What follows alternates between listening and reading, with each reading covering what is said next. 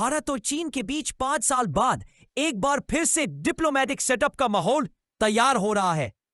गलवान घूमता है या दोस्ती फिर से ब्लूम करेगी? जुलाई 13 से 15 तक external affairs minister doctor S Jaishankar ने किया अपना सबसे बड़ा डिप्लोमेटिक गैम्बल, सीधा बीजिंग के जमीन पे।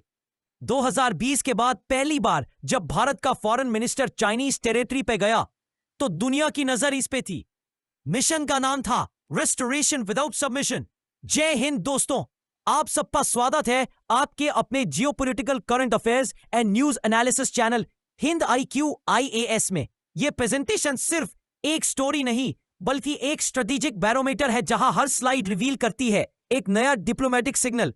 कॉशन, कुछ फोटोज AI जनरेटेड है बेटर स्टोरी टेलिंग के लिए, लेकिन हर एक फैक्ट वेरीफाई किया गया है from reputed media sources, Times of India, NDTV, the Hindu, Indian Express, Deccan Herald, Mint और न्यूज 18।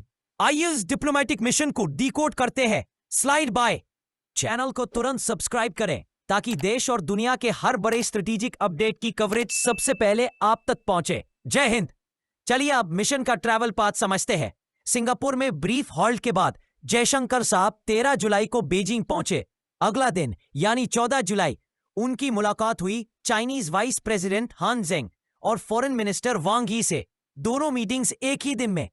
और फिर 15 जुलाई को पियानजिन में शंघाई कोऑपरेशन ऑर्गेनाइजेशन यानी SCO के फॉरेन मिनिस्टर्स की मीटिंग में इंडिया की प्रेजेंस ने सबका ध्यान खींच लिया। यह ट्रैवल प्लान सिर्फ एक डिप्लोमेटिक कैलेंडर नहीं था, यह एक वेल थॉट टैक्टिकल स्ट्रेटजी थी जिसमें जयशंकर ने दोनों बायलैटरल और मल्टीलैटरल फ्रंट पे प्रेजेंस दिखाई। इस विजिट का एम था टॉक्स रीस्टार्ट करना, ट्रस्ट रीबिल्ड करना और ट्रेड को कॉशियसली ओपन करना। All this under watchful international eyes. एक तरफ डिप्लोमेटिक स्माइल्स, दूसरी तरफ टेबल के नीचे रनिंग टेंशन। यही था बीजिंग मीट का असली रंग। बीजिंग में सबसे पहले जयशंकर मिले चाइनीज VP हन जेंग से। कॉन्वर्सेशन काम थी लेकिन अंडरटोन्स में LAC की गूंज थी। फिर हुई मीटिंग विद फॉरेन मिनिस्टर वेंग यी। यहां बात हुई ट्रूप डिसएंगेजमेंट, फ्लाइट रिजम्पशन और रीजनल पीस कीपिंग पे। जयशंकर साहब ने क्लियरली बोला टेरिटोरियल इंटेग्रिटी पे कोई कॉम्प्रोमाइज नहीं होगा। बायलैटरल मीट का मेन फोकस था गलवान के बाद खत्म हुई ट्रस्ट को रिवाइव करना। चाइनीज साइड ने ट्रेड और कनेक्टिविटी को एम्फसाइज किया, जबकि भारत ने बताया कि peace on border is a non negotiable precondition. यह मीटिंग सिंबॉलिक भी थी और स्ट्रेटेजिक भी। दिख रहा था कि दोनों साइड्स एक नई शुरुआत चाह रहे हैं, लेकिन अपनी शर्तों के साथ। स्माइल ठीक थी लेकिन आंखों में स्ट्रेटेजिक सस्पिशन छुपी थी। तियानजिन में SCO मीट, जहां सिर्फ चाय और हैंडशेक नहीं बल्कि भारत ने बताया कि हम मल्टीलैटरल फोरम में भी पैसिव नहीं एक्टिव प्लेयर है। शंघाई कोऑपरेशन ऑर्गेनाइजेशन के फॉरेन मिनिस्टर्स का यह काउंसिल एक सेरेमोनियल मीट नहीं था।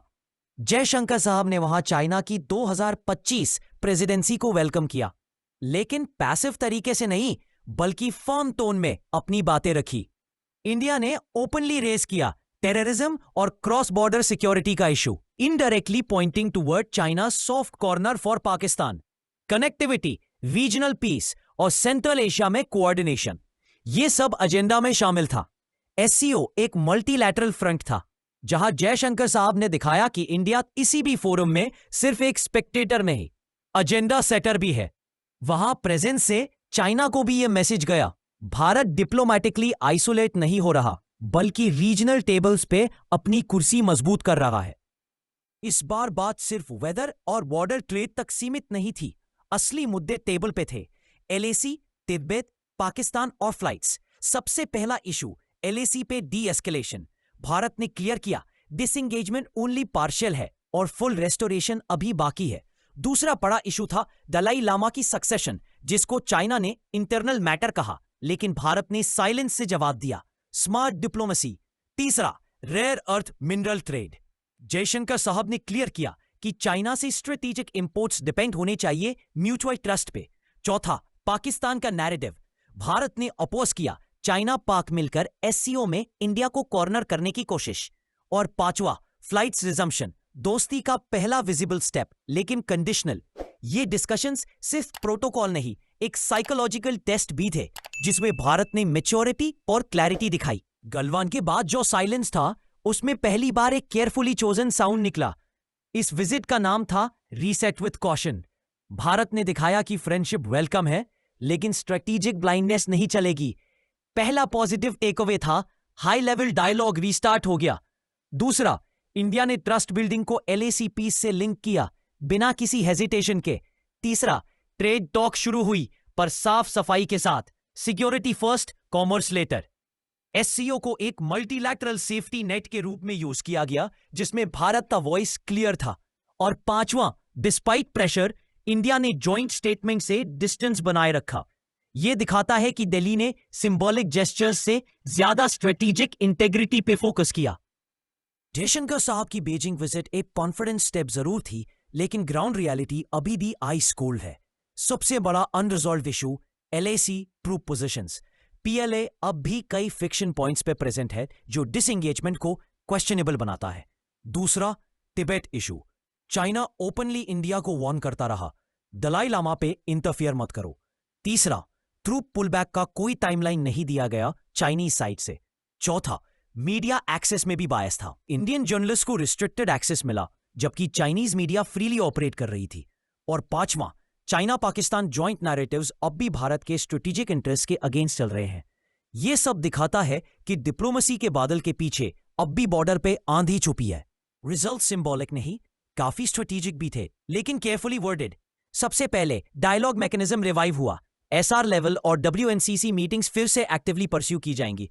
दूसरा, रेयर अर्थ ट्रेड पे कॉशियस ऑप्टिमिज्म दिखाया गया। No firm deal but intent confirmed. तीसरा, सिविलियन फ्लाइट्स दिल्ली, बीजिंग और मुंबई ग्वांगझो रूट्स पे डिस्कशन शुरू हुए। चौथा, नो एस्केलेशन प्लेज। दोनों तरफ से प्रॉमिस किया गया कि बॉर्डर पे काम मेंटेन किया जाएगा।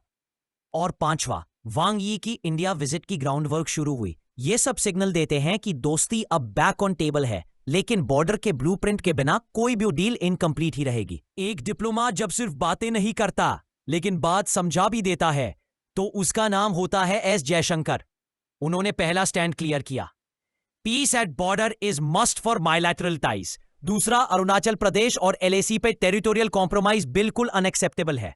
तीसरा, ट्रेड सिर्फ तब रिवाइव होगा जब स्ट्रेटेजिक ट्रस्ट बनेगा।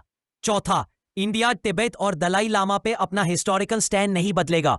और पांचवा, SCO में इंडिया किसी थर्ड पार्टी नैरेटिव का पार्ट नहीं बनेगा। जयशंकर साहब ने अनअम्बिगुअस सिग्नल्स दिए। अगर चाइना जेन्युइनली ट्रस्ट बिल्ड करना चाहता है तो एक्शंस मस्ट मैच प्रोमिसेस। ये एक सीजन डिप्लोमेट का कॉन्फिडेंट मैसेज था, without raising voice but raising stakes. ये विजिट सिर्फ एक डिप्लोमेटिक टूर नहीं बल्कि एक मैसेज था इंडो पैसिफिक और इंटायर वर्ल्ड कम्युनिटी के लिए। टाइमलाइन याद रखिए, July 12 Singapore, July 13 arrival Beijing, July 14 Han Zheng plus Wang Yi meets, July 15 Tianjin, SCO foreign ministers council. Key sources, Times of India, NDTV, the Hindu, Mint, Deccan Herald, Indian Express, news 18। इन्होंने हर पहलू को detail में cover किया, from rare earths to raw diplomacy. Final takeaway, Bharat ready है बात करने के लिए, लेकिन सिर्फ वहां जहां बात का मतलब भी हो। यह था Jaishankar's China visit, a mission where calm words carried strategic weight. Now, with this we end this analysis. If you have liked the analysis, like and comment on the video.